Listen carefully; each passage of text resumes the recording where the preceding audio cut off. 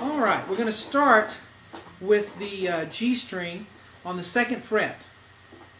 Okay, and what we're going to do is pick it and then immediately bend it, and I'm going to push the string up towards the ceiling. And you can see I'm using 2 fingers because one finger is just not powerful enough, especially when you're right here next to the nut. So let's use 2 fingers.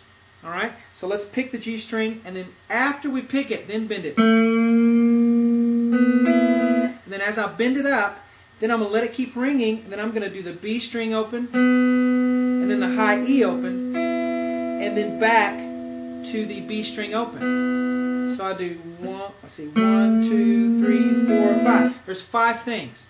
The first thing is pick the G string with a 2, then bend it. Very important. Don't bend it before you pick it or when you pick it.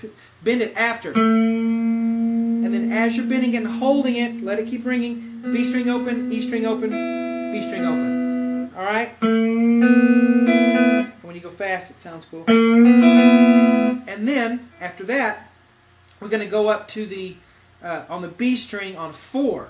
Okay? And I'm going to bend that up. And I'm going to bend it actually up to an E. So pick it and then bend it. Notice I'm using 2 fingers again in fret 4. And then I'm going to pick it again as it's bent. Okay? So I'm going to pick it and then bend it and then pick it again while I'm still bending it. So it's 1, 2, 3. 3 things. So from the beginning we have... Okay? And then after that, I'm going to let off with my middle finger. My pointer finger here is on 3. Pick that. And then I'm going to pull off. And then I'll get an open that way. Okay?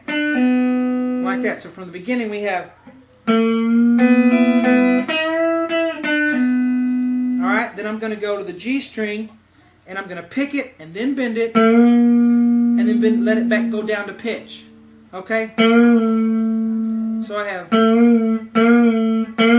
like that. Then I'm going to pull off. Then that gives me an open on the D. Okay? So let's go that far from the beginning. We have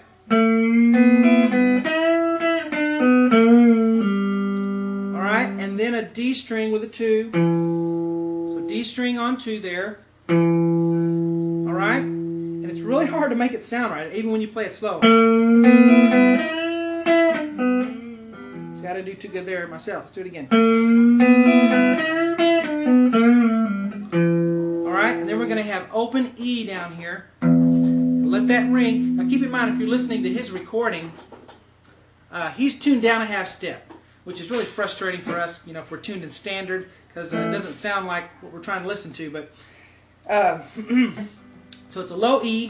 He's tuned down a half step to E flat, if you're curious about that. So all the strings would be E flat, A flat, D flat, G flat, B flat, E flat, instead of standard tuning. Anyway, low E open. Now we're going to do this neat little chord here, and it's kind of a jazzy, bluesy sounding, but it's really cool. It's a movable chord, which means I can move it all over the place and play it anywhere on the guitar. But anyway, it's really a neat chord, and this is how you do it. It's an E chord, and we're going to do, I won't get into the theory behind it, let's just call it an E chord. We're going to have a 2nd fret with the middle finger on the D. And we're going to have 1st fret on the G string with the pointer finger.